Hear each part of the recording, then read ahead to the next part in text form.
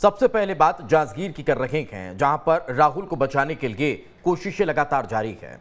48 घंटे से ज्यादा का वक्त गुजर चुका है और अब भी राहुल उस गड्ढे से बाहर निकलने के लिए इंतजार कर रहा है। वो जिंदगी और मौत से लड़ रहा है, संघर्ष कर रहा है और यहां रेस्क्यू ऑपरेशन चल रहा है।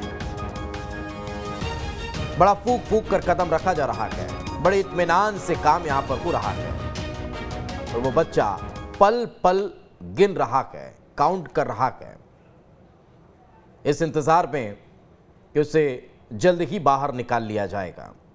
सहयोगी अंकुश हमारे साथ मौजूद हैं। अंकुश, कहां दिक्कत आ रही है? इतना वक्त कैसे लग गया? महज 50 फीट का गड्ढा, उसे खोदने और फिर उसके बाद सुरंग बनाने में 48 से 50 घंटों का वक्त गुजर जाना।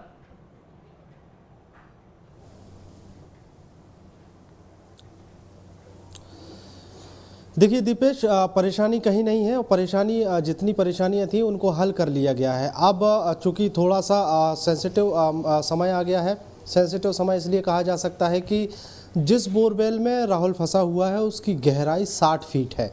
अब 60 फीट तक पहुंचने के लिए एक अलग से दूसरा गड्ढा खोदा गया है।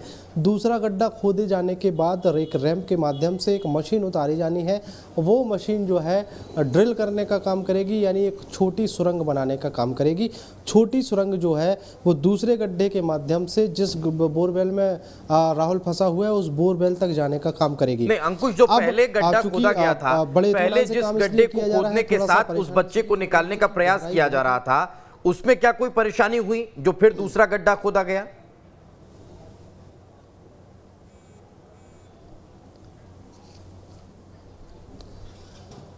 देखिए, पहले जो गड्ढा खोदा गया था उसमें परेशानी यही हुई थी कि उस डेप्थ तक वो गड्ढा नहीं पहुंच पाया था, इसलिए एक रैंप अलग से बनानी पड़ी और वो रैंप बनाने में ही सबसे ज़्यादा समय गया है। रैंप बनाने के दौरान सबसे ज़्यादा कठिनाई का सामना तब करना पड़ा जब वहाँ पर पत्थर निकल आए और उन पत्थरों को हटाने के लिए, उन पत्थरों को तोड़ने के लिए काफ़ी जद्दोजहद यहाँ पर एनडीआरएफ को और जो मशीनी अमला था उसको करनी पड़ी थी। अब चूँकि मशीनें जो थी वो छोटी थी, इसलिए थोड़े छोटे छोटे पत्थर जो है वो तोड़ पा रही थी। थोड़ी मिट्टी वहाँ से हटाने में ये मशीनें जो है वो काम कर पा रही थी। लेकिन जैसे ही समय लगातार गुजरता जा रहा था और उस समय को गुजरते देख जिला प्रशासन ने डिसीजन लिया कि कहीं इस काम को अगर बड़ी मशीन के माध्यम से कराया जाएगा तो जल्द से जल्द इस काम में सफलता मिलेगी। आसपास खोजबीन की गई। रायगढ़ में एक बड़ी पोकलेन मशीन मिली जो कोल खनन का काम करती है, कोयला खोदने का काम करती है। उस मशीन को यहाँ पर बुलाया गया और उस मशीन के माध्यम से सुबह करीब 9:30 बजे से 10 बजे के बीच वहाँ पर मिट्टी हटाने का काम शुरू हुआ, पत्थर हटाने का काम शुरू हुआ, जो काम लगातार अभी तक देर शाम तक किया जा रहा है। चूँकि रैंप बनने में सफलता हासिल मिल गई है, वो रैंप के माध्यम से नीचे जाकर अब सुरंग खोदे जाने की बारी है, जिस सुरंग के माध्यम से राहुल तक पहुंचा जाएगा। लेकिन अब सबसे बड़ी परेशानी का विषय तभी है क्योंकि अभी ये सुरंग खोदे जाने में सबसे ज़्यादा समय लगेगा। समय इसलिए लगेगा कि ये बहुत सेंसिटिव काम है, बड़ी सावधानी से करना होगा क्योंकि 60 फीट नीचे बैठकर आप एक सुरंग बनाने जा रहे हैं और उस सुरंग एक इंसानी बच्चे को निकालने के लिए बना रहे हैं और वो बच्चा जो पिछले 50 घंटों से 60 फीट गड्ढे में फंसा हुआ है, वो बच्चा जो बोल नहीं सकता,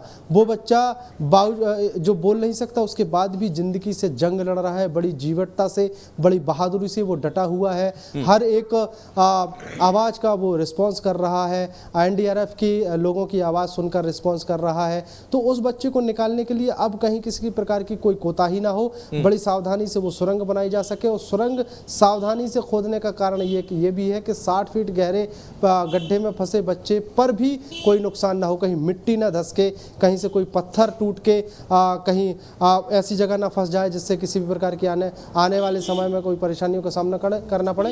इसलिए तमाम सावधानियों को ध्यान में रखते हुए धीरे धीरे वहाँ पर काम किया जा रहा है और धीरे धीरे काम करने के बाद बच्चे को निकाले जाने की कोशिश यहाँ पर की जा रही है। जिस तरीके से वहाँ पर अब जिस